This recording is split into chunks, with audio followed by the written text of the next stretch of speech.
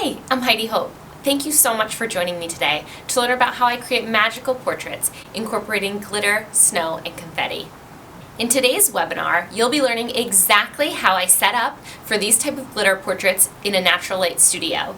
Now, you could set this up in your home, in a garage, you could set it up outdoors, or if you have a natural light studio space, you could do it there too. But you absolutely don't need studio lights to achieve this look that we're going to be doing today.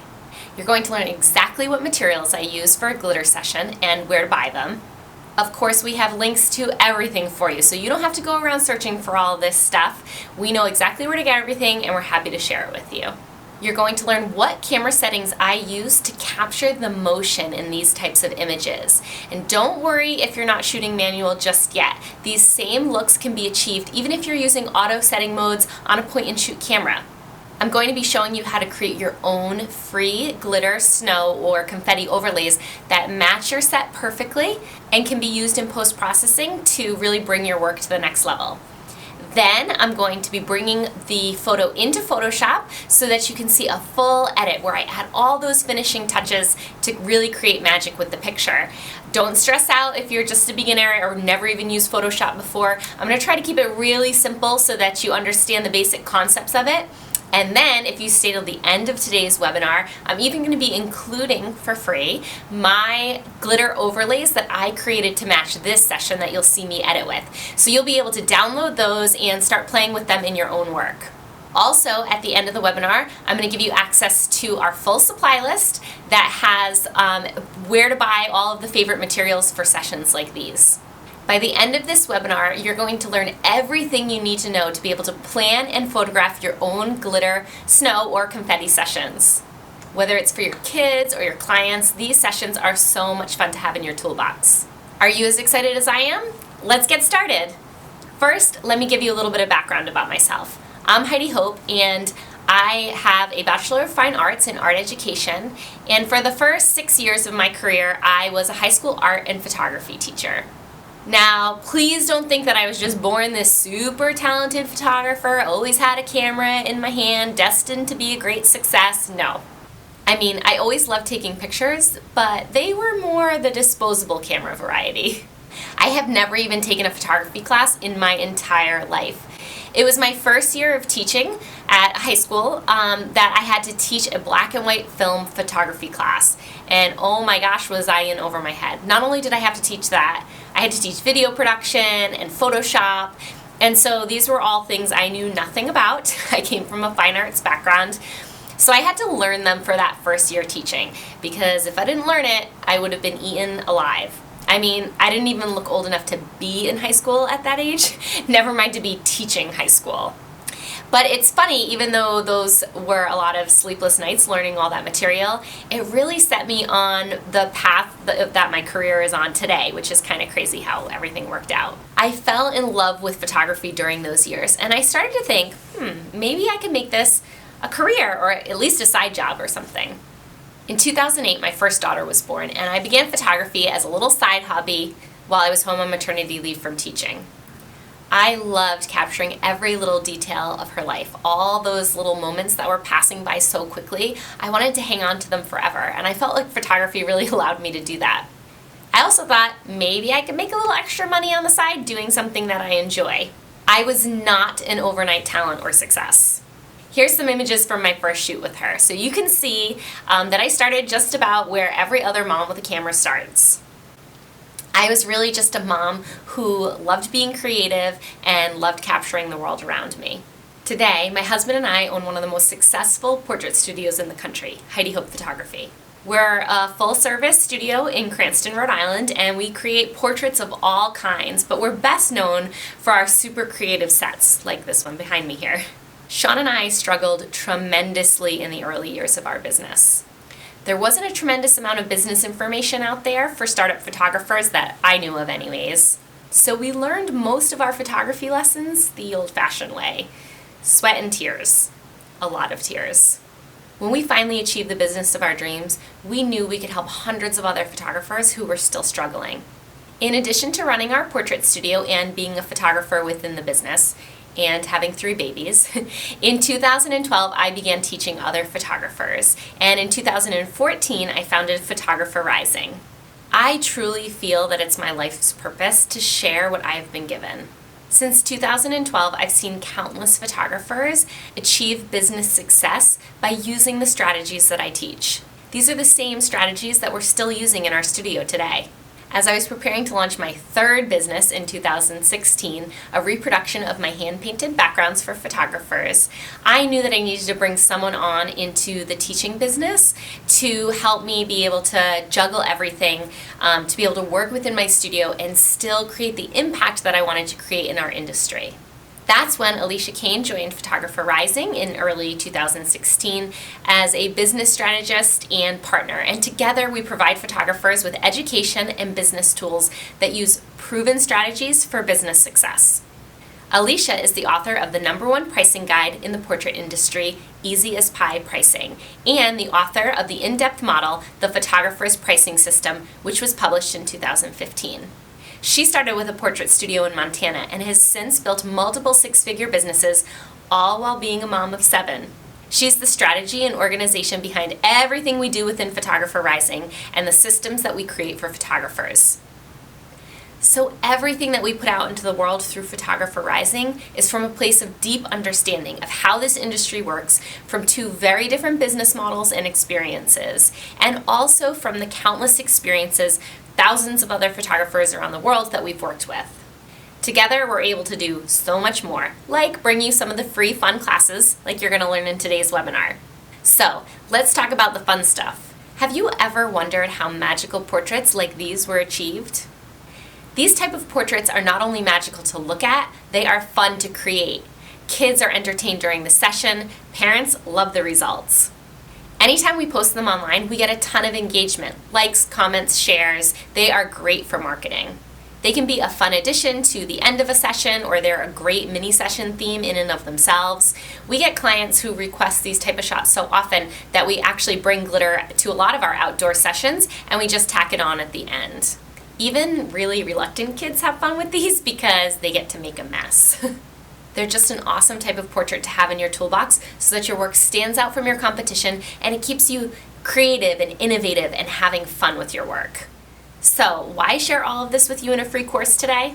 Because I remember being so frustrated when I was starting out as a photographer. I was self-taught. Like I said, I didn't see a lot of education out there, and I used to be so frustrated when I would look to all these other great photographers who were super talented, who I was kind of jealous of, and I used to think to myself, how do they create such beautiful work? Like, is it their camera? Is it their lens? Is it what they're doing in Photoshop? Why do their portraits look so magical? What is my photography missing? I always had this vision in my head of how magical I wanted my portraits to be, and then the final result never really matched what I had in mind. What was their secret? When my business was struggling in those early years, I knew that improving my art would allow me to take my business to the next level. I wanted to be good enough to raise my prices so that I wasn't so overwhelmed working 60 hours a week. I wanted to get faster with my editing so that I wasn't staying up all night doing all this extra work. I wanted to stand out in a sea of competitors who were all marketing to the exact same clients as me.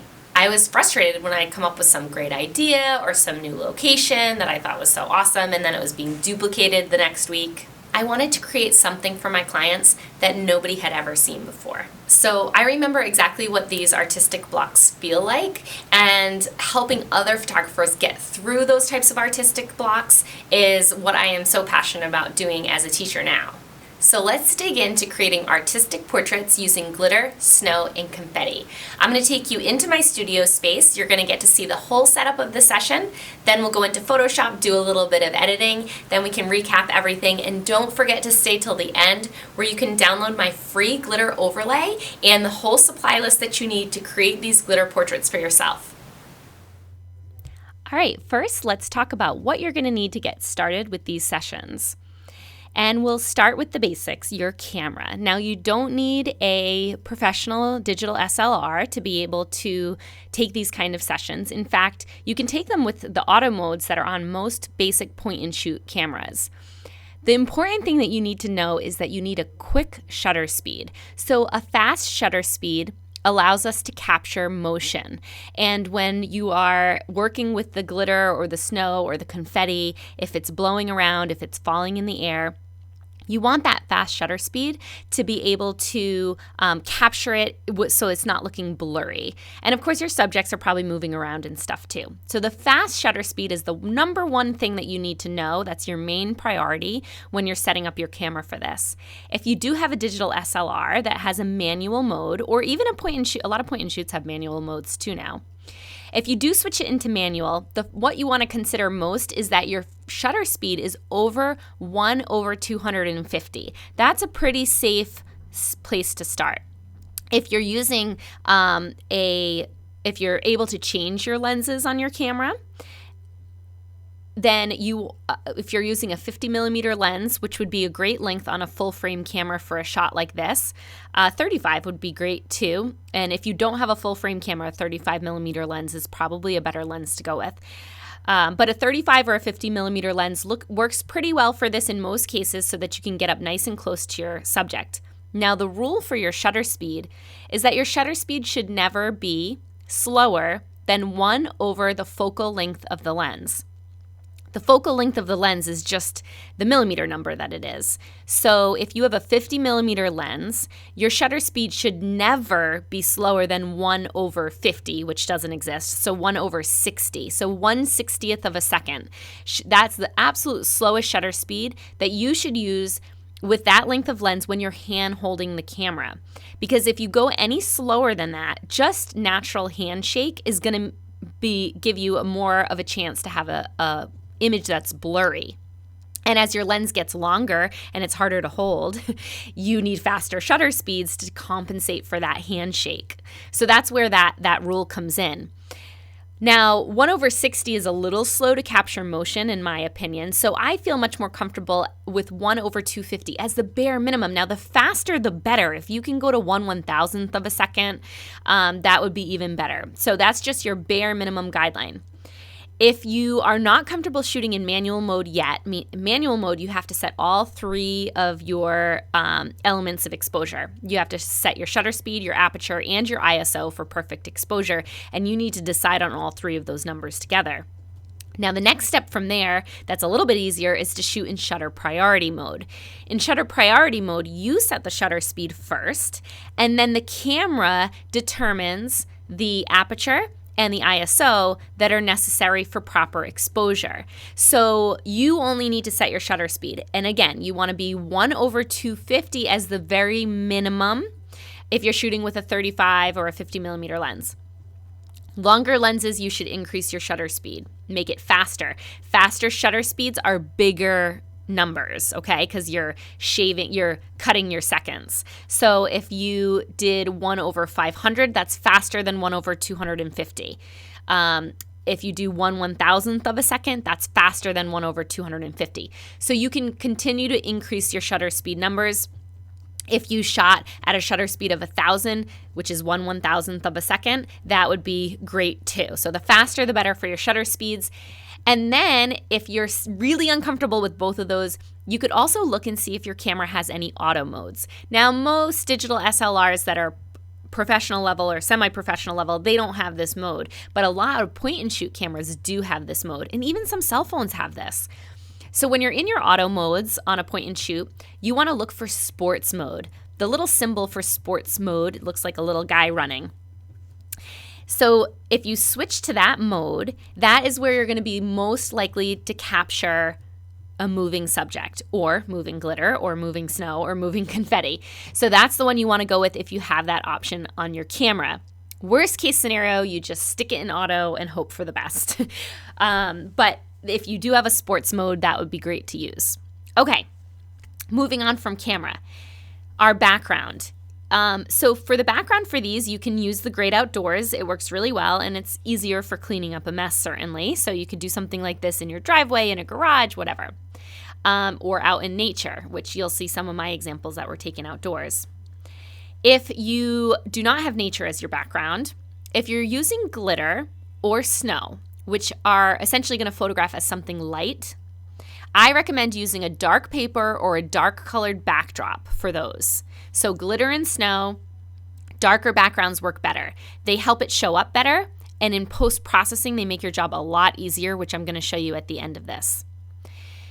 If you are using colorful confetti, I like a light background for that because I feel that it makes post-processing easier. So when I give you guys the supply list at the end of this, when you stay to the end of the webinar, grab the supply list. I've got options for all of these. I've got dark paper and backdrop recommendations. I've got light paper and backdrop recommendations. A lot of times I'll even shoot confetti backlit, which is just with all white light coming in the background. So it's just a totally white background. But it makes clone stamping and things in post-processing to make it look more fun. It just makes it so much easier if you consider this before you start shooting. Okay, and then if you're hanging a background, you're going to need backdrop stands and sandbags to hold the backdrop stands in place so that they don't go anywhere on you. And then, of course, you're going to need your glitter, confetti, or snow. And I recommend buying this stuff in different sizes and weights so that you can experiment. Little, small, teeny tiny glitter is going to look different, and it's going to travel differently in the image than big pieces, big chunks of glitter. So a lot of the bigger pieces, they're more noticeable in the image, but they're harder to blow, especially for little kids. So you don't want somebody having like an uncomfortable face when they're blowing the glitter. So you might want to mix some small and big so that kind of the small will travel faster and be a little bit lighter and easier to blow. But try a few things. So I give you lots of options in the supply list. Order a couple of them and see which ones you like better. Just kind of play around with them a little bit. Personally, I like either a mixture of them all, or if I'm working with only one, I usually pick like a medium-sized glitter. It's not super fine. That's what I'm using in this video for you. That's like a medium-sized glitter that we always have on hand. It's enough that it's noticeable by the camera, but it's light enough that kids can blow it without their face looking too uncomfortable. All right, so we're gonna get set up for our glitter shot. I think these look best on a dark background because you can really see the glitter, but also because in post-processing, if you wanna use any glitter overlays, the darker the background, the better. I've tried glitter overlays on lighter backgrounds and they just don't look as good. So shooting on, this is just a black seamless. You could shoot on the thunder gray seamless looks really nice. That's a Pinterest shot. If you look on Pinterest, those glitter shots that always come up, those are on thunder gray. Navy blue, we've done it on navy blue and that looked amazing before. But usually it's just Savage seamless paper. I also bring glitter outside and we'll do those shots outside. You probably see a few of those on our website. Grace just did it actually recently at our shoot, remember when you blew the glitter? Yeah. Okay. All right, so the thing I'm gonna do first is just mix a bunch of types of glitters into this bowl. It doesn't really matter. The small stuff blows more easily. The big stuff shows up a little bit more. You can use all different colors. You can use iridescent. We might as well just use what's left of that. Let's get some stuff in there too. So we're gonna pour it all into a bowl. Mix it all up. So in the first couple shots, the girls are gonna blow it towards me. Good job. And then we'll actually like throw it over their heads and let them play with it and stuff. No, I don't want to throw it over my head. You don't? So hold on, you're both gonna hold your hands out. So I want you to hold your hands like this. Okay. And we're gonna fill their hands, whoops, with the glitter. It's okay. Don't be afraid of it. It's not gonna bite you. Put your hands like a cup. So you wanna cup your hands like that so it holds them together. Good. You guys come together. Okay. So when I say 3, you're gonna hold it up close to your mouth, okay? And then you're gonna blow on it. So wait a minute. Wait till I say 3. I'm gonna get a couple test shots before I tell them to blow it. So I wanna use a fast shutter speed so that it's catching this glitter. And I can open up my f-stop a little bit. Let's see, let me just take a couple test shots and get everything perfect before they blow the glitter. So to use a fast shutter speed, I brought my ISO to 500. There we go. And then I'm on manual exposure. My shutter speed's 1,000 to catch all this glitter. And then my f-stop's 2.8. And that should be good. All right, so I'm gonna have you girls hold your hands up towards your mouth, and then you can blow towards the camera. Ready, go. Good job.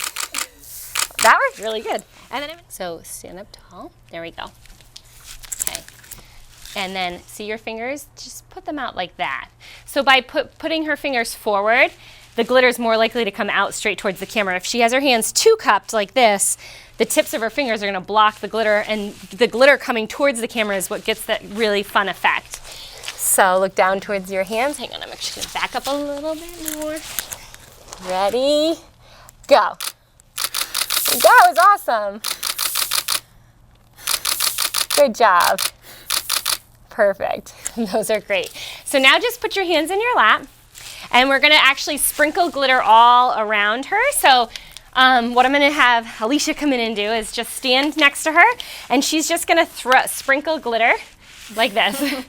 And it can be over her head or even behind her a little bit is fine. So I'm going to get her in the composition I want. And Jules, you can fold your hands together. Okay, stand up nice and straight for me.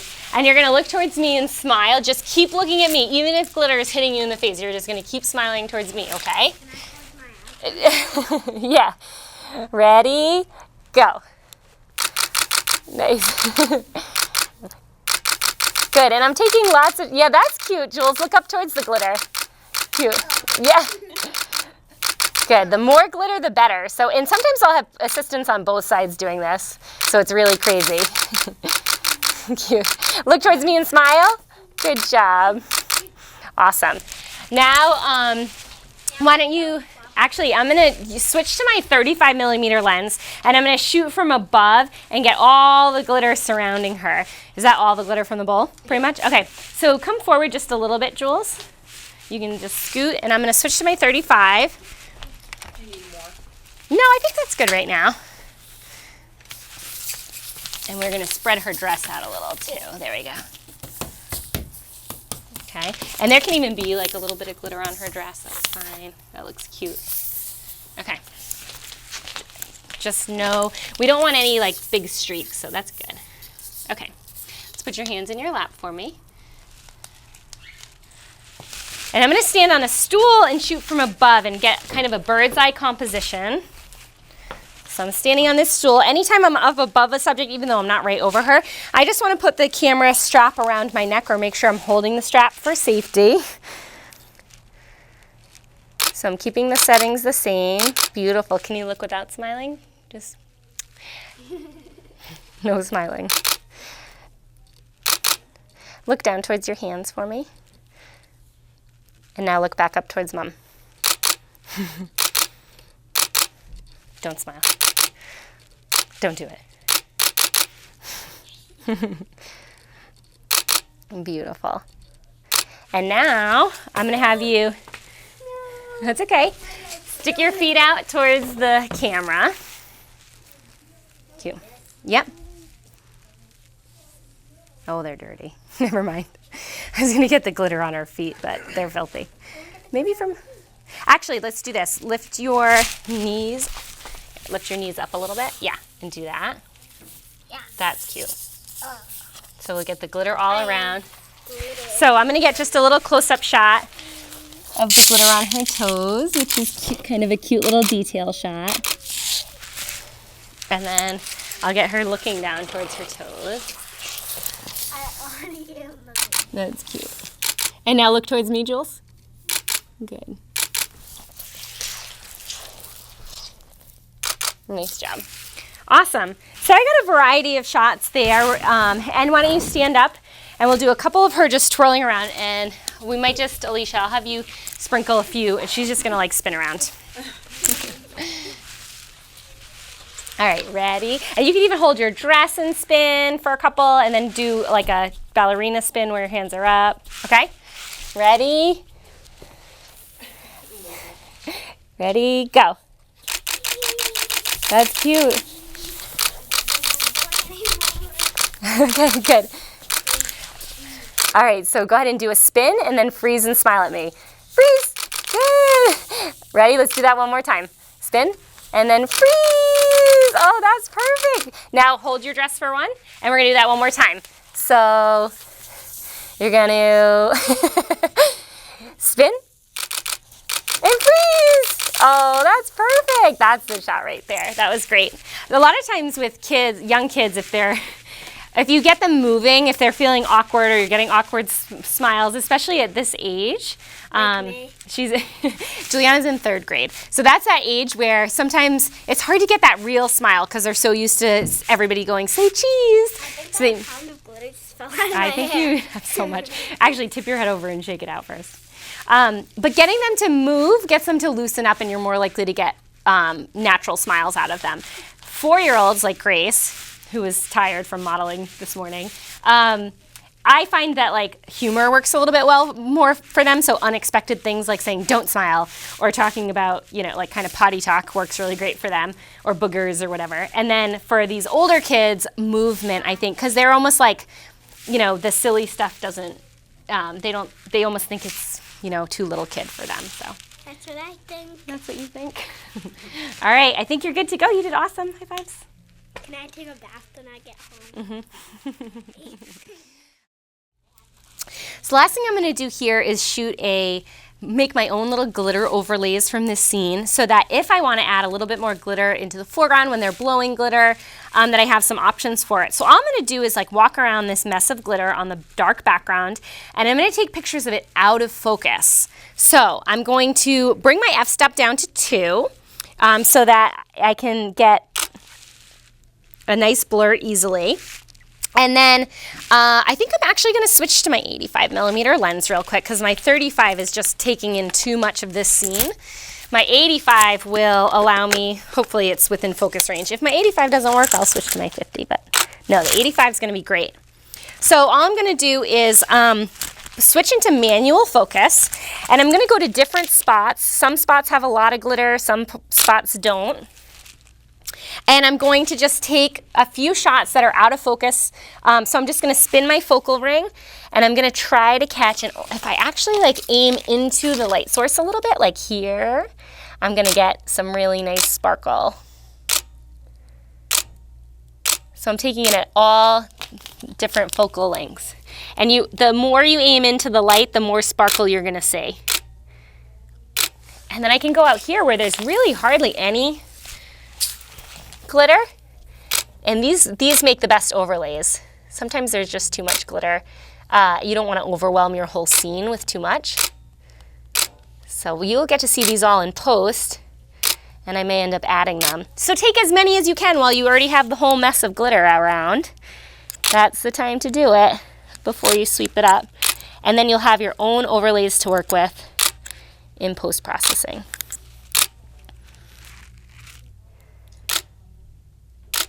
And all I'm doing is moving my focal ring around so I have like all different stuff in focus. All right, I think we're good. Nice.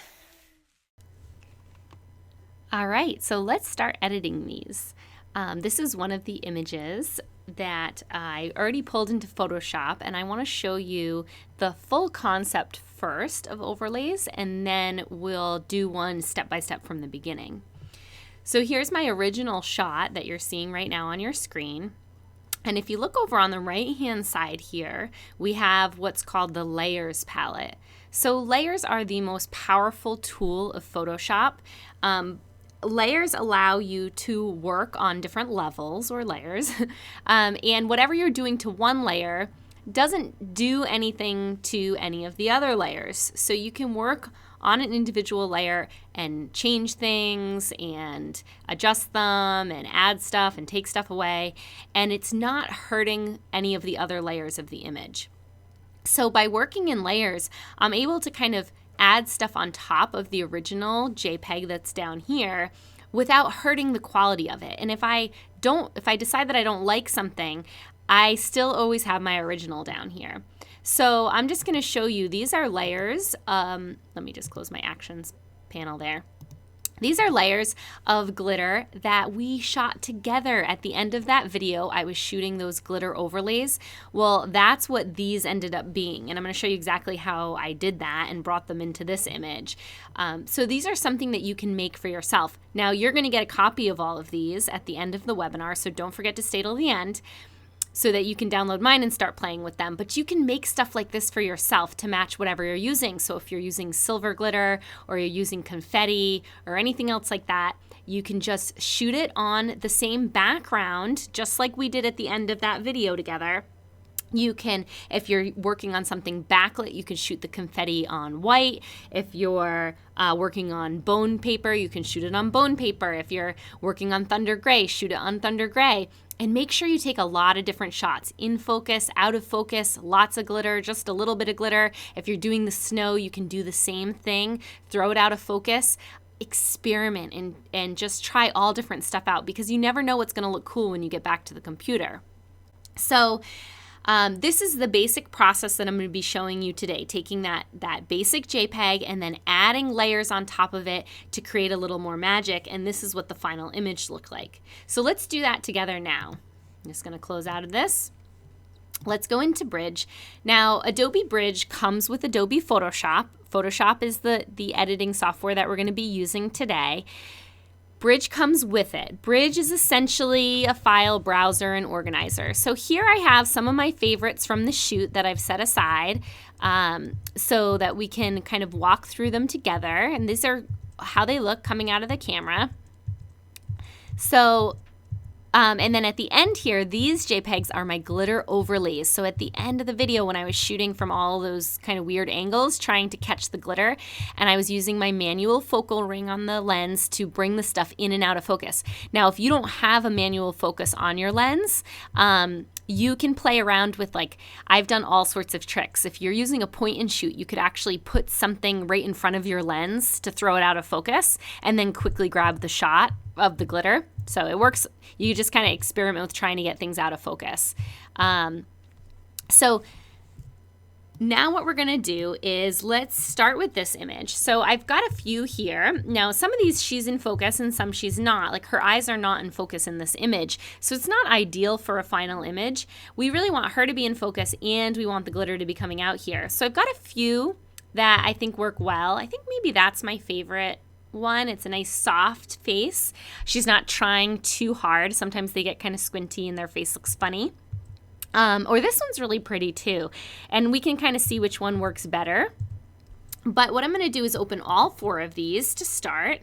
So I'm just going to double click them from Bridge. They're going to automatically open into Photoshop for me. So I've got all 4 pictures up here. So here's my Photoshop window. And I know that I'm in Photoshop because up at the top left of my screen, right next to my apple here, I see Photoshop CC. So I know that I'm in Photoshop. And then at the top of my window up here, it says Photoshop. Because Bridge and Photoshop look a lot alike, so sometimes people are confused what program they're in.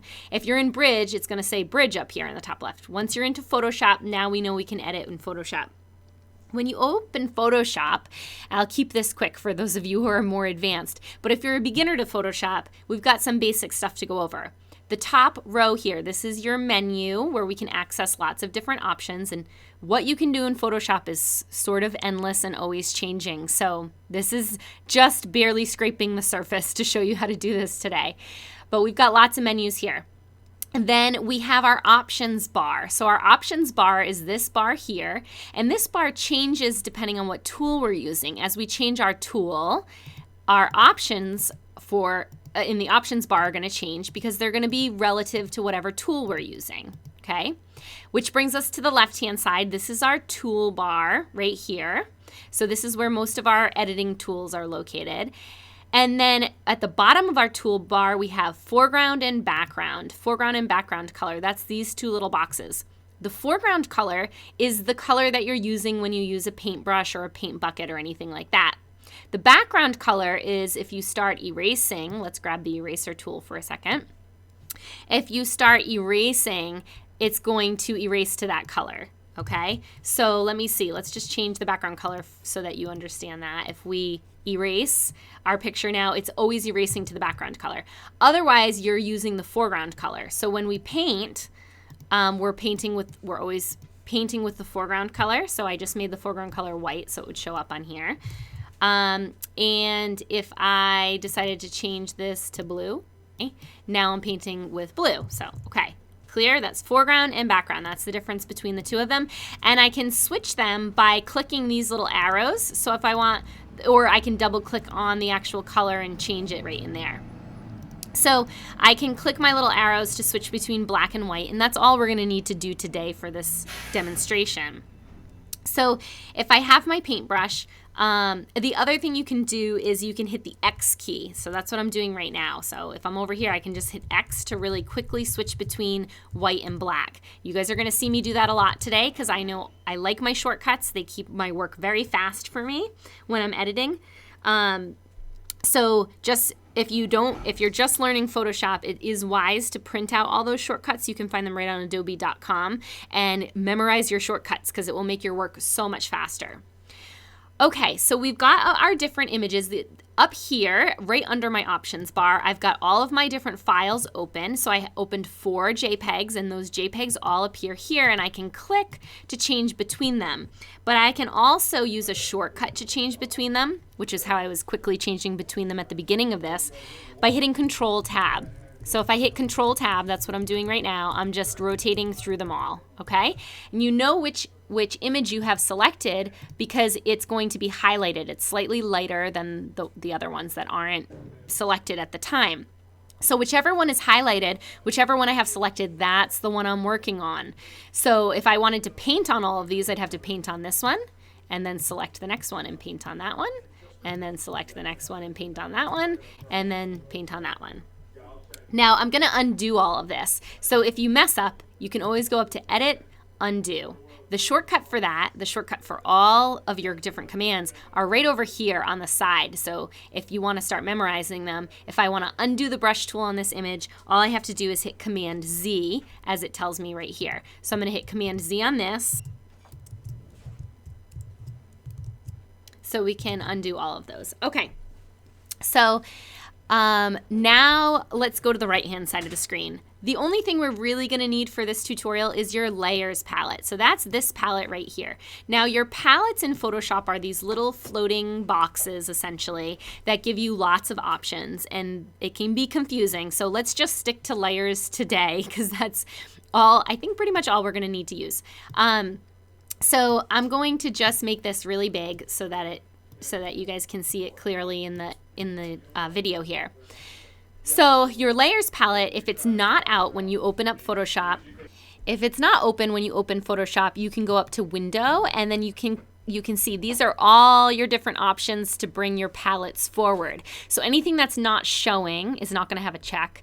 You can just click on it and it will bring it forward or open it up for you. So that's what happens if you can't find your layer palette. Once your layer palette is out, let's just explain layers really briefly for those of you who have never used them before. So basically we start, when we open a JPEG in Photoshop, it starts as our background layer. Now we can create new layers over the background layer in a lot of different ways. One way is to go down to the bottom of the layers palette and click on this little square right here that's create a new layer. So that allowed us to create a blank layer, and I know that it's blank. I know it has nothing on it because it's got this little checkboard pattern. So I created a blank layer on top of my background.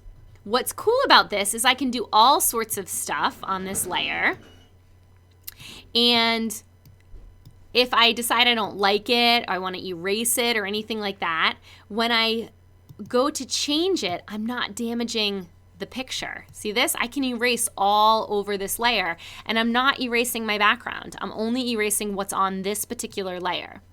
If we step backwards a bit, if I want to change something about this layer, like its opacity, so up in the layers palette we have an opacity option.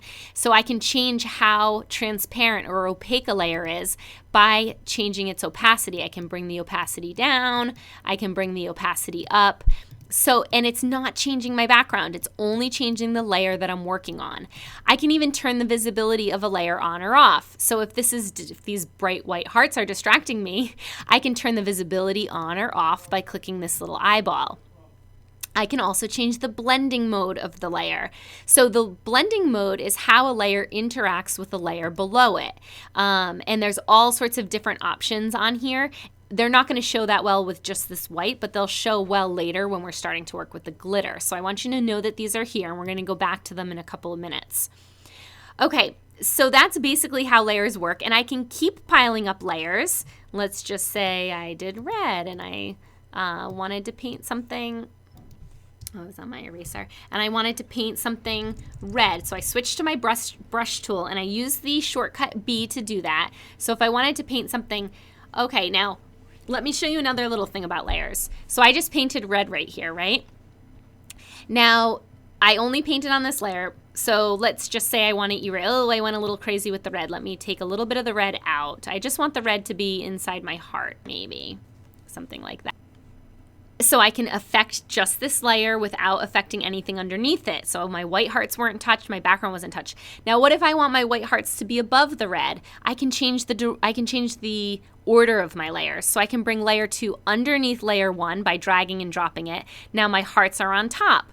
So we can play around with the order, and once you start layering like 10 things on top of each other, it's convenient to be able to play around with what you see at the top, and it will affect your image differently too.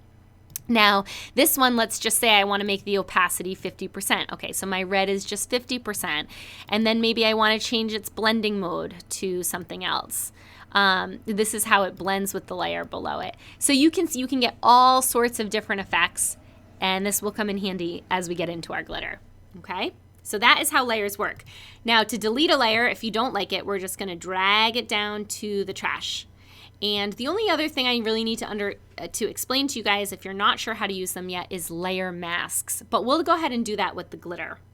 So I'm going to return to bridge a minute here. Actually, before I do that, let's do this. Let's take some of these that we already have open where the glitter is blowing towards us, and let's use them to kind of create composites. We'll add some glitter. This one doesn't have a lot of great glitter blowing towards us. So let's try this one, for example, which has some good glitter blowing towards us. We're going to take our move tool. So the shortcut for move tool is V, or I can go to my toolbox and take this. Move tool allows us to drag and drop one picture to another or move things around on an individual image. So I'm going to take this, I'm going to click on my picture, and I'm going to drag it over to the file that I want to actually add the glitter to. Okay, so now you can see I have 2 layers. I have my background, the original JPEG, and then this becomes the next layer on top of it. Now let's play with this. We could erase Juliana out of the middle here. So I can just grab my eraser tool and I can erase this one to start, so that I have this face, but I have glitter all around her. So that's kind of cool. I can do that. Now I'm starting to get some more glitter in my image. It's not everything that I need just yet, but it's a good start. So that's one way to do it.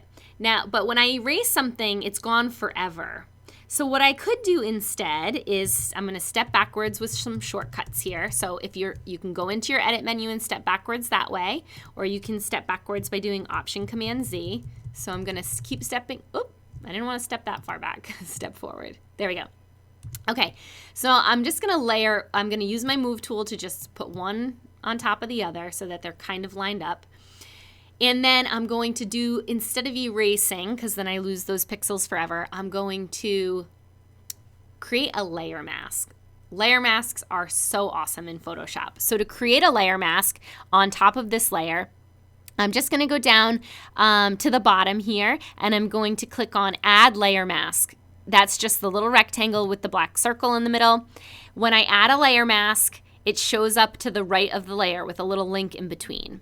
Once we start doing anything on the white, we're only applying it to the mask, okay? So you want to make sure your mask is selected. Now we're going to grab a paintbrush. When you're working on layer masks, you're basically working between black and white. Everything that you paint black on your layer mask is going to show through to the layer below it. Everything that is white actually will allow this layer to be seen. So let's start by painting black here through. So I'm going to make sure my layer mask is selected. Now if I'm painting on the layer instead of the layer mask, see, it turned red. Hold on. It will just paint with whatever your foreground color was. So if I'm painting on my layer, I'm actually painting over this layer with black. That's not what I want to do. I want to select my layer mask and paint through that with black. So I'm going to paint through the layer mask with black. And I'm going to get to Juliana underneath.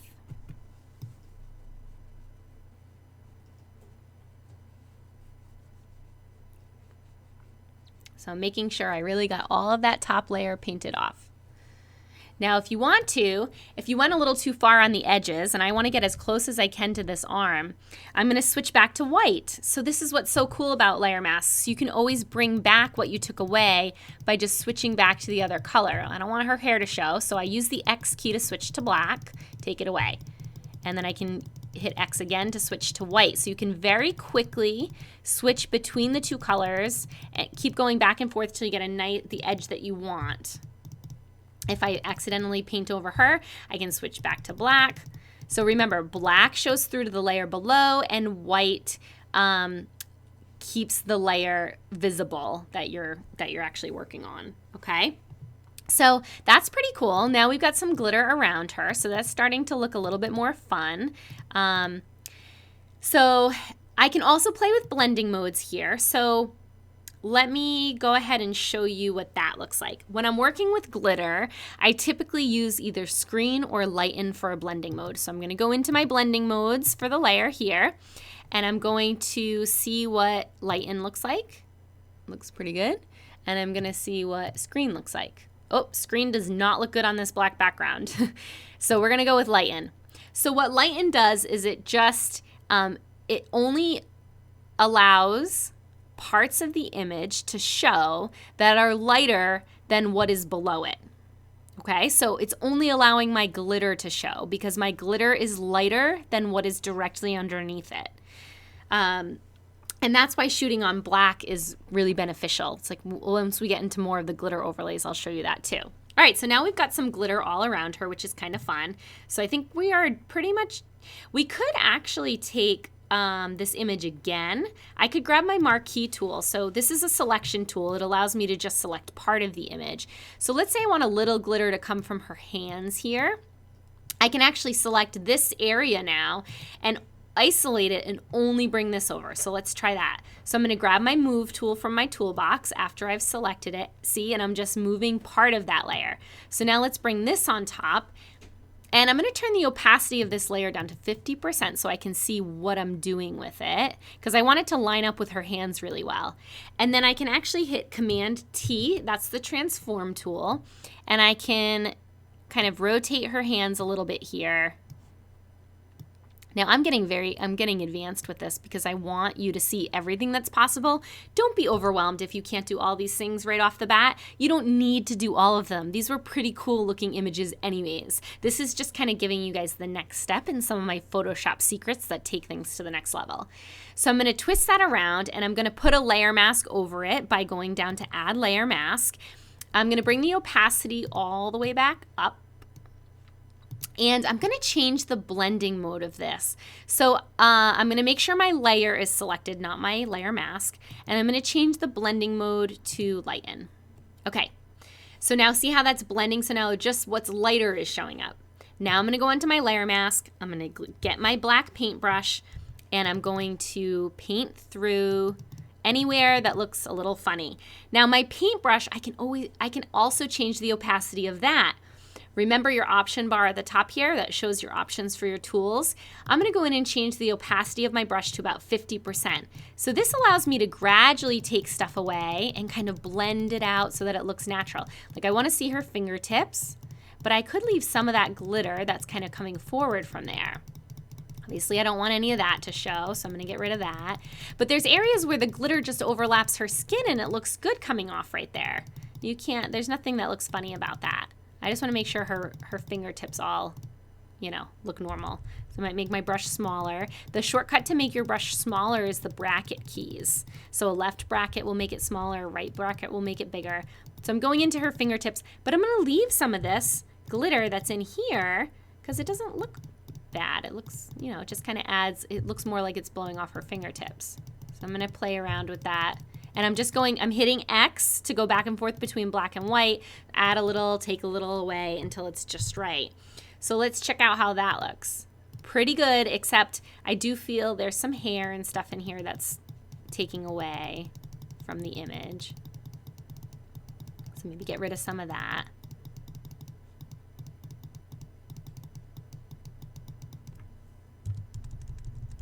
So I'm just making my brush bigger and smaller, painting through.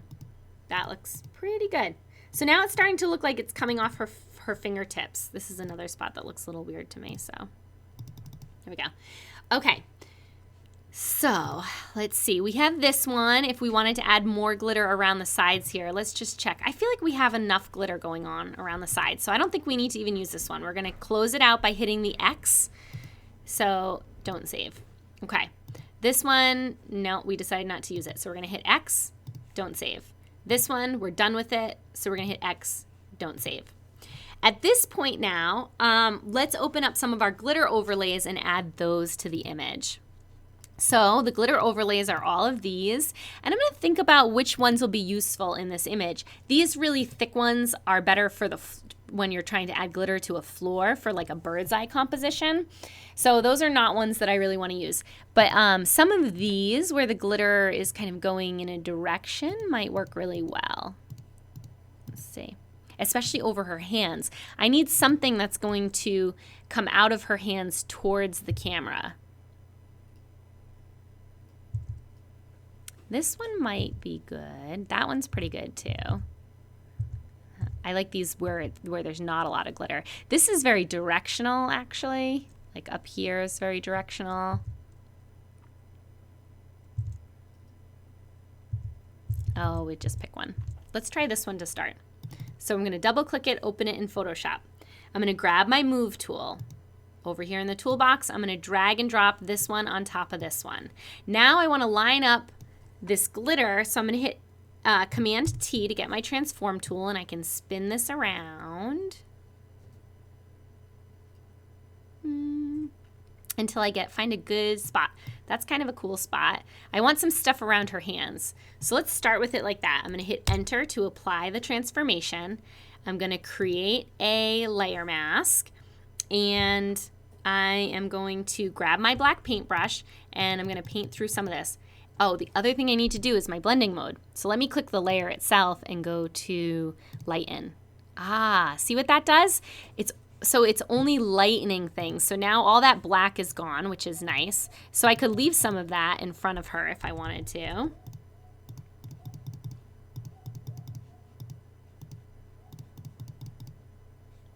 Let's see. So I'm going to turn the visibility on and off to decide if I like it. I think it's pretty good. Starting to come forward from her hands. I think I need some that are a little more in focus around there. And another thing that I don't like is how green they are. So one thing I'm going to do is go to the actual layer itself and make it less green. So I'm going to click on the layer. I'm going to go up to Image, Adjustments, Hue Saturation. Hue Saturation is going to allow me to change the color of the glitter. So you can make it lighter or darker by doing different adjustments, but now I can bring it more into that like golden yellow range, but you could change it to any color you want by playing with this. So I want it to kind of be a little bit more golden because my overlay didn't match my glitter perfectly. And so that's important to know when you guys play with these overlays yourself, that you can go in and make them match your image a little bit better by just going into your adjustments, hue saturation, and you can play around with how saturated they are, meaning how colorful. See, that makes them more saturated. Less saturated will turn them towards black and white. You can play around with how light they are or how dark they are. So you can kind of play with that slider until it looks exactly how you want it to look. I might even lighten them a little bit. That looks pretty good. Okay, so once we like whatever transformations we made, we can hit OK. So that looks pretty nice. Let's pick one more overlay just to really nail this concept in. So let's pick one where they're a little bit more in focus, like this one. So I'll double click that. Again, I'm going to get my move tool. I'm going to drag and drop it onto my image that I'm working on, and I'm going to try to line it up. I want it to start in focus and go out of focus. So I want like some of this stuff that's in focus more in her hands, like here. So let's try something like that to start. I'm going to hit Enter to apply my transformation. I'm going to go to the lighten mode for it. That's nice and very magical. And I can also move it around once it's there too. Okay, And now I'm going to create a layer mask by going to my layer palette. I'm going to grab my black paintbrush and I'm just going to paint through any of the glitter that's distracting on her face or her hair, or like where would it really be coming from. We don't want it too much, maybe just lightly in there. So everywhere that I paint black takes it away. So if it's too much or too unrealistic, I can kind of take it away. It's a little heavy here compositionally, so I might take a little bit of that out. That looks good. Another cool thing that you can do is if you like this look but you just wanted to like flip it or something, you can duplicate a layer. So I can go to this layer, go to layer, duplicate layer, hit OK, and then I can move that around. So maybe I want a little more glitter on this side to balance it out. And then I'll go to my layer mask. I'm going to grab my black brush,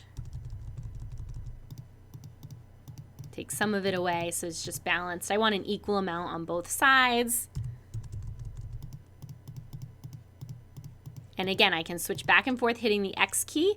I can switch from black to white so that my, if I want some to show through that I took away, I can just click back to white again and I can get it to show through again. That's what's so cool about layer masks. I go back to that layer and maybe move this one over a little bit now. I do like that clump in her hand. Okay, so let me just zoom out on this a little bit to see how it looks. It looks pretty good. I feel like I need something over here. So let's duplicate this one more time. I'll hit I'll go to layer, duplicate layer, or Command J is the shortcut for that. So Command J duplicates it again and maybe have a little bit more going out this way. And I'll click on my layer mask again. It makes it fast when you duplicate the layer, it's like duplicating the blending mode and it's duplicating the layer mask, and so all those steps are saved when you do it that way. So that looks pretty fun. I like the look of that. So I think we're done with it. If we wanted to add more glitter around the edges, then I would go in and just grab one of my images that had a lot around here. Like this one's kind of fun. Maybe this one. Let's see. What else do we have? Yeah. This is a good edge one. So I'll double click that. So I'm going to grab my move tool. I'm going to drag and drop it onto here. I'm just going to leave it exactly where it is. I'm going to go to light and blending mode. I'm going to go to create a layer mask. I might even move it up a little just so it's around the outside edge. And you can make it bigger. So if you want to hit Command T, I can stretch it out and make it, not only can I spin it around, but I can stretch it out. So that's kind of fun. On my layer mask with my black now, I'm just going to make sure it's not covering her face anywhere. And I can duplicate this just like we did before, Command J, and bring it to the bottom too. So I have more around the bottom edges, which is kind of fun. And then grab my paintbrush and just clean up the edge of that. So that's kind of cool. So there you go. There's a lot of options there. I think I prefer it without that top edge and without that. But I wanted to show you how to do them anyways. So you could see that's sort of what I did when she was on the floor for the first image that I showed you. When I'm all done, when I love everything the way that it is, I'm going to merge my layers together back into one layer. That's what you have to do before you save it.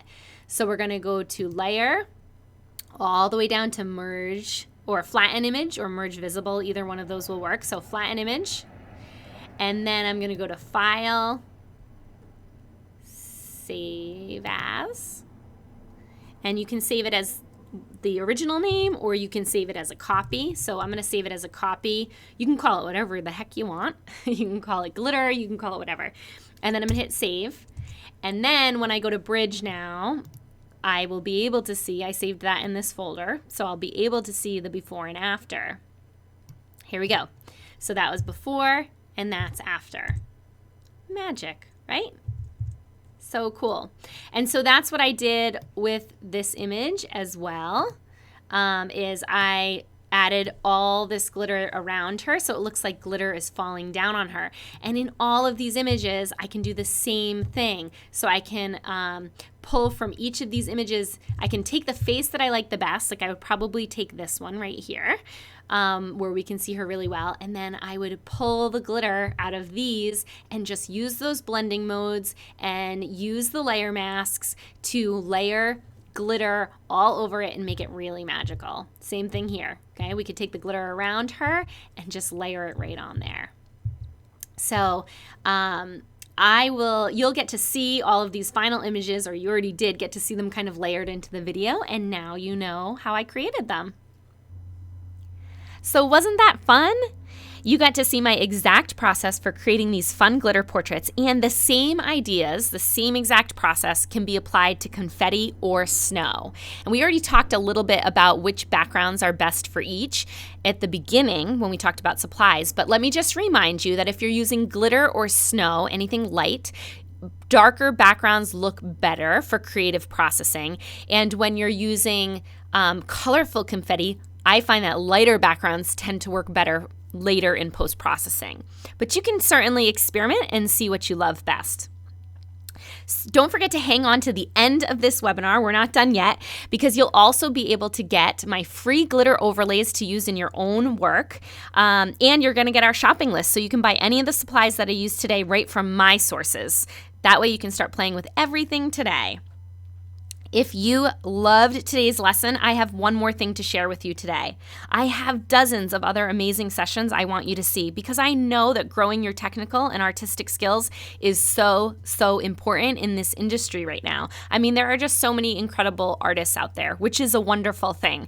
But I know that it's more important than ever that your art really stands out from those that are around you. And you might be struggling with these things like I once was.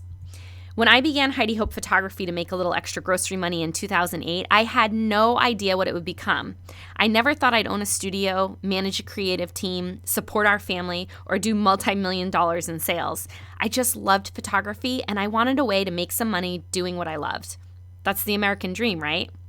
I also had no idea what I was getting myself into. When I started Heidi Hope Photography, I was one of the only photographers offering what I did. But as my business started growing rapidly, so was the baby photography industry. Hundreds of new photographers were popping up in our area and offering pretty much the same thing as us for a lot less money.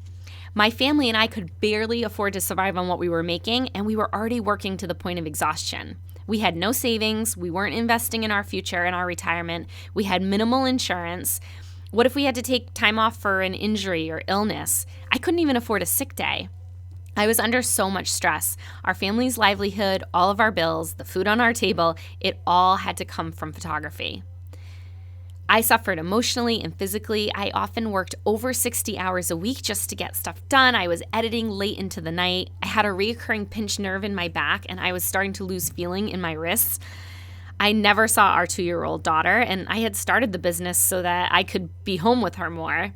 My emotions were just I was either feeling guilty for not working enough or not being home enough, or I just felt anxiety about the future and how this business was going to work for us. I felt like I was failing at everything. My worst fear was that I had made a terrible mistake. And not only that I had possibly ruined my husband's career because he had come over to do the business with me. I sacrificed the things that mattered the most to me to pursue my passion for photography. And now I had two options. I could either stay trapped in a job that I now hated and it was hurting me physically and emotionally, or I could throw in the towel and just let the dream fail. Failure. If there was one thing that I feared most, it was failing after everything I had put into this business. That's when Sean and I looked at each other and said, if we can't make this business afford at least as much as our old careers, it's time to throw in the towel. It was a scary time because we were already beginning to lose clients to other people, and the last thing we could afford to do was lose a client. We needed every single dollar that we made. We needed more than we were making, really. The thought of an empty calendar was terrifying. I never thought it would happen when I started, but at that time, I began to hate photography. What used to be a fun hobby was now taking me away from everything I valued in life. I was burnt out, I was uninspired, and I was trapped. I needed a way to shine out in a field of thousands of other photographers doing the exact same thing as me. I needed to take my work to the next level so it was as good in print as it was in my head. I needed to offer something that my competitors couldn't. I didn't want to feel jealous or insecure in my art anymore. I wanted to be re-inspired. I started my business so that I could make a living doing what I love. I wanted to love my job again. This is when I began to ask myself, what do I want out of this business? Why did I even get into this in the first place? What made me love photography? I started to ask myself, what inspires me? When do I do my best work? When am I at my greatest? That is when I learned one of the most important lessons in my business. You, as an artist, are the one thing no one can replicate. That was when I stepped back into being an artist in every aspect of my life. I started bringing my fine arts training into my studio. I started creating from my heart things that no one had ever seen. My work started getting noticed. My competition literally dropped away. I no longer felt jealous because I realized that everything that I can do in this world, it isn't out there. It's within me. I just needed to be able to tap into it. What once made me jealous now reminded me of what I am capable of. Today, we outshine and outperform our competition in our marketplace. In fact, I'll be bold enough to say, I don't even think that we have competition anymore. Clients travel internationally for sessions at our studio. We attract celebrity clientele, local millionaires and billionaires, people who love and value what we do. We went from struggling to survive to running a business that most people can only dream of. And it's because I was working from my heart. That's why I began to love photography again. And I also got much better at it. No matter what point you're at in your photography journey, whether you just bought your first camera, you're a hobbyist, you're just capturing memories of your kids, or you have 10 years of business experience behind you, the truth is that you, as an artist, are the one thing no one can replicate. Even if you don't feel like that much of an artist right now, it doesn't matter where you live or what your business looks like, or even if you have a business at all. Bringing your creativity more fully into your life and work will change you for the better. It is what you're here to do. And I know exactly how to help you do it because it's how I turned my business around. I have 14 years of experience teaching art and photography at all levels. I've learned how to tap into my unique artistic voice and create a life I love by honoring it. And I want to show you exactly how I do it.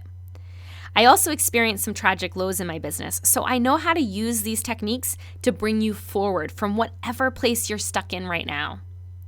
That is why I created Artist Rising.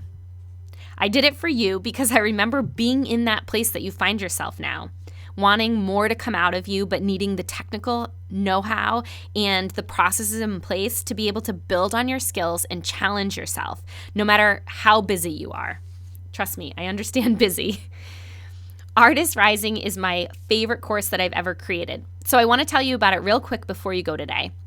I honestly feel it is my purpose on earth to help others bring creativity more fully into their lives, even if you're sitting there right now thinking you aren't a creative person.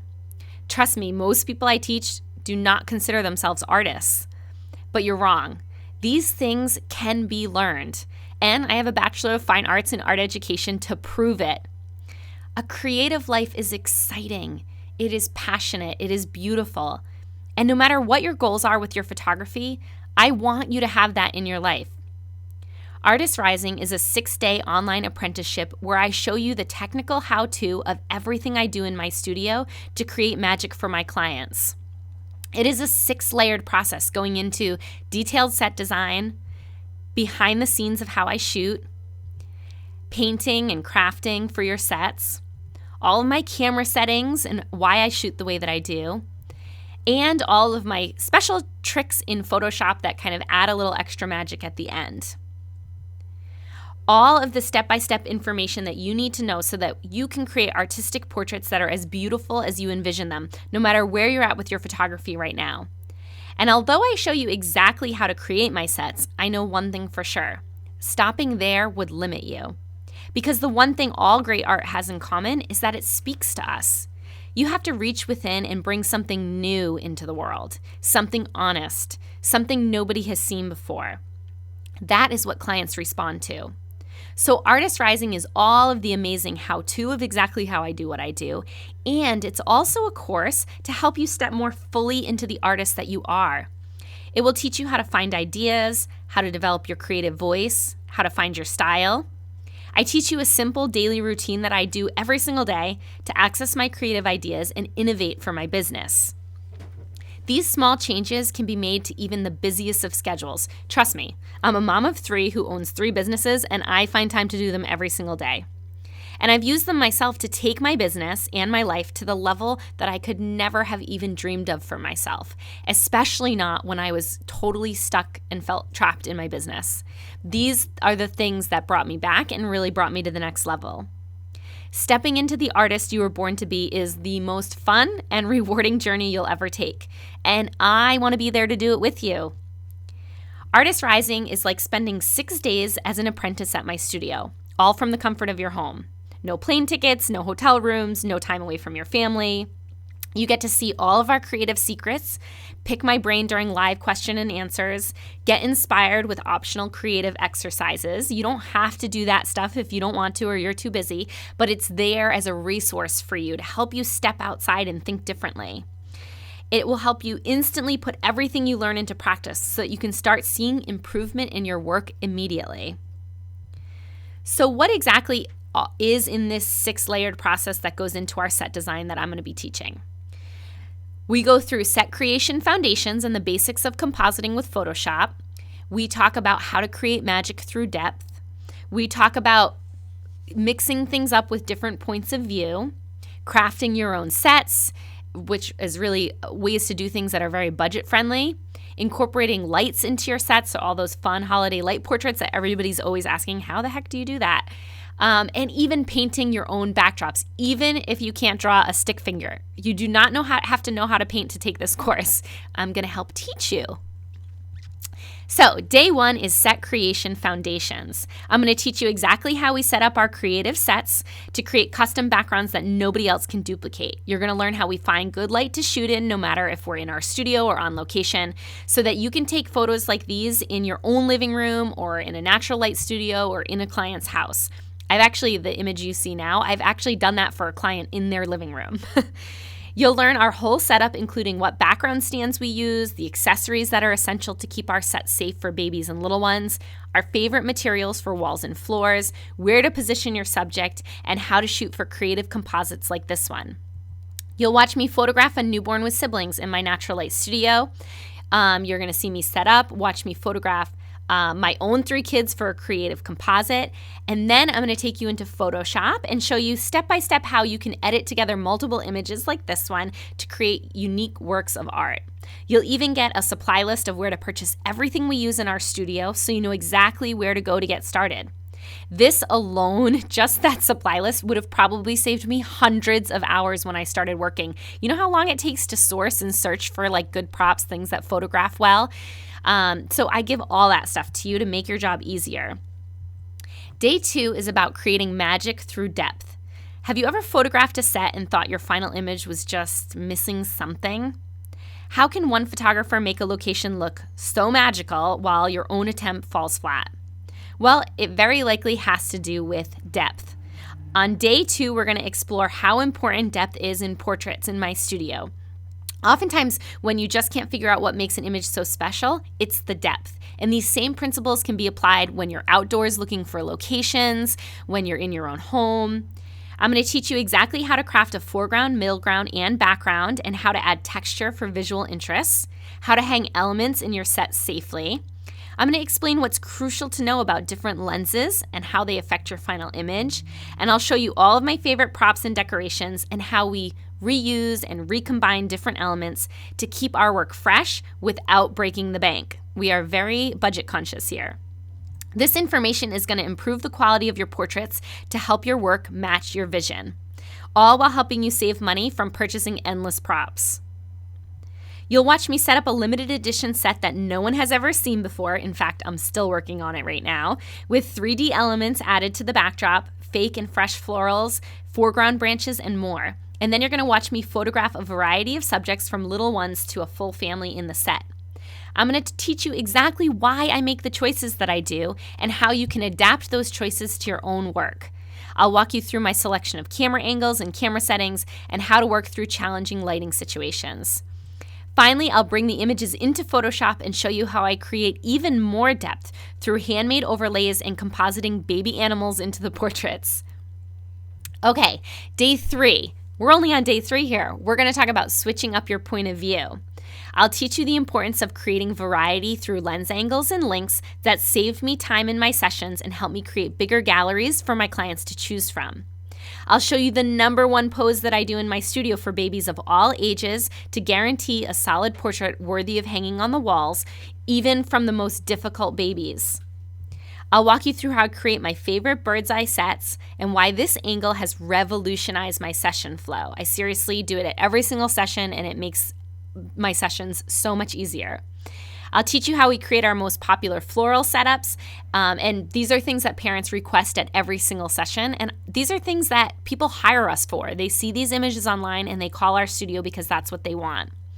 You're going to watch me photograph newborns and their siblings in these favorite compositions and see me edit the photographs in Photoshop to perfect them. Day 4 is about crafting your own sets. This is a fun one.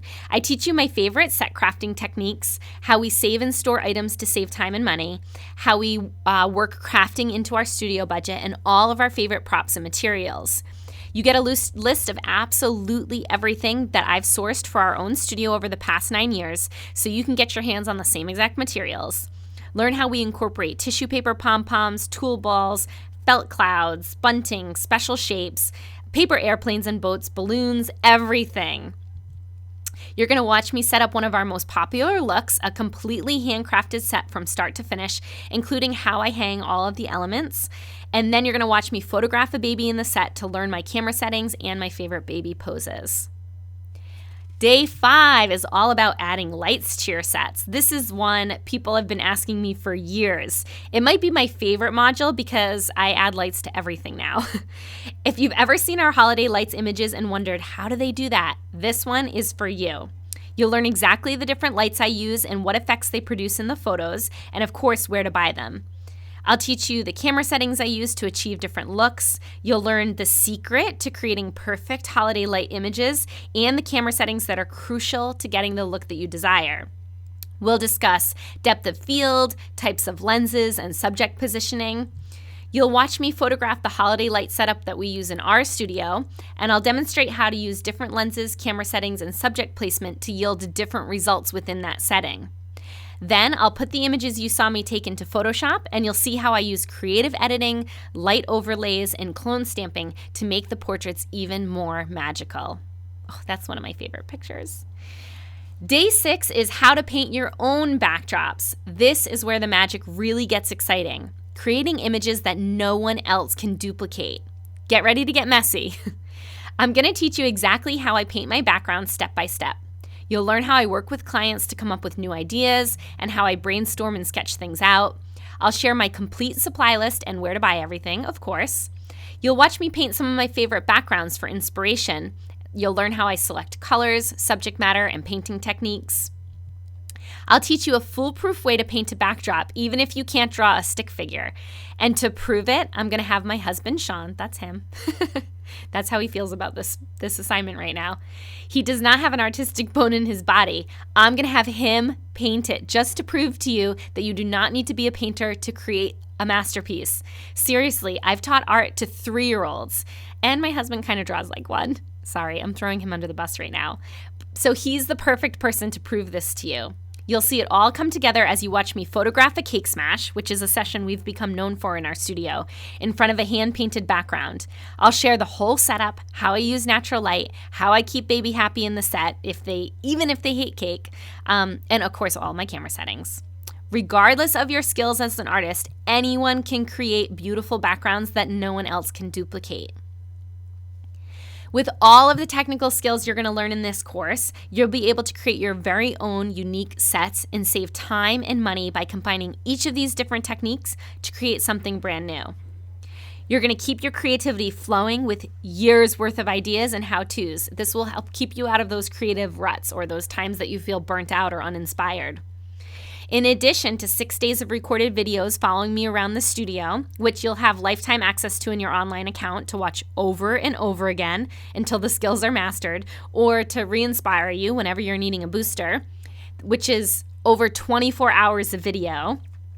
You're also going to be added to a private Facebook group with a small, intimate community of photographers, and you'll spend each of those 6 days getting to chat with me during a 1-hour live Q&A session, which is focused on that day's training.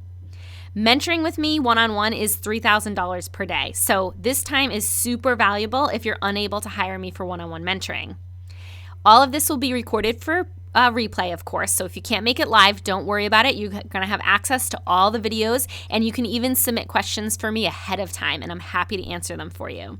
I really think teaching is an interactive. I don't like doing online courses that I just record and throw up there. I really want to hear your questions and find a way to solve your unique problems. That's the fun part of teaching to me. There's going to be 6 days of optional creative assignments during which you can implement all the techniques that I've taught for that day, and you can get feedback so you can make sure you're understanding the concepts and getting directions if you're stuck on anything. I think that that online courses that don't have that aspect are really missing something, because that's what teaching's all about. It's kind of fumbling through the process together and learning from each other. If you're unable to dive fully into all the material during the live training, we're also including 6 monthly follow-up assignments in Q&A, which I'll be doing an hour a month of Q&A live just for you guys, so that you can get help in any area of the course that you feel like you're needing help with. So if you try out some of this stuff and you're struggling with it, you're going to have an opportunity to stay connected with me. Now, this is why I say I'm pouring my heart into this course, because I run a full-time studio that's really busy, and I travel and I teach and I do a lot of other stuff, but I am setting aside that time every month to spend just with my Artist Rising community, because I think it is just so important to help people move forward. Our goal with Artist Rising is to give you the tools that you need to grow your artistic creativity, and of course all the skills, but most importantly to keep that creativity and that flame burning brightly, because that is the source of where you can be your most powerful in your business. This course is to help you master these skills, and I want to see you do it, so I want to check back in with you and see how you've improved. Finally, from the day the course begins and in the months following, you're going to learn my creative process, small daily habits that have completely revolutionized my artwork and how I run my business. They're the things I do to stay innovative and passionate and loving my job.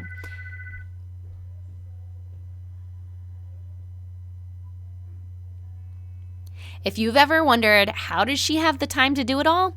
I'm telling you, it's these things. They have made me my most productive, most creative self. If you've ever thought, I'm just not that creative, I promise that this class is going to change your world. The truth is, we are all born with creativity. It's like a muscle. It just needs practice. This course will give you the tools to practice with. I'm pouring my heart into it, so it's only going to be available once in 2017, and it might not ever be available again. If you want the chance to see inside the Heidi Hope Photography Studio and work with me on your art, this is the chance. Sign up for Artist Rising ends March 31st, 2017.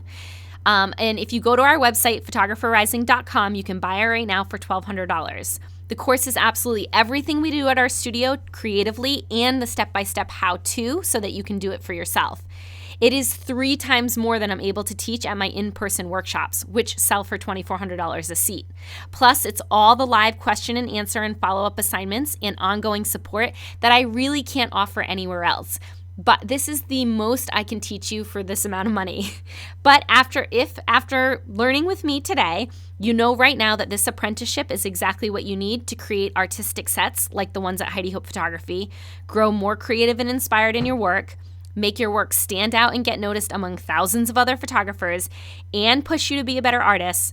We are offering, for the next hour only, a special offer just for this webinar where you can reserve your seat for $699. That's a $500 savings when you click the purchase link on the left. After the hour is up, the purchase link goes away, so make sure that you don't close your browser or it's gone for good. If you sign up for Artist Rising right now, we'll also email you the free glitter overlays and supply list from today right to your inbox after you sign up. But don't worry, you get them free just for being here today. So if you stay till the end of the webinar, even if you don't decide to join us for Artist Rising, there are no strings attached. You still can download my free overlays and the supply list and start using them today. Before you leave, I want to share my favorite quote with you. I hope that it inspires you in 2017. A creative person does not take direction from the outside. She does not imitate established forms. She listens within. Now, she may survey the world. She may even study and scrutinize it. But then she internalizes what she sees. She takes it in and digests it. She considers it in the light of her own experience. She feels it. She owns it. She makes it hers. And then she gives it back. And what she gives is her vision, her unique perspective, her story. And if she is honest, others will respond to her because they hear their story in hers. You have a story to tell, and I want to be there to help you tell it. I can't tell you how excited we are to be able to help you on your creative journey as a photographer and an artist. Thank you for spending this time with me today, and I can't wait to work with you in Artist Rising.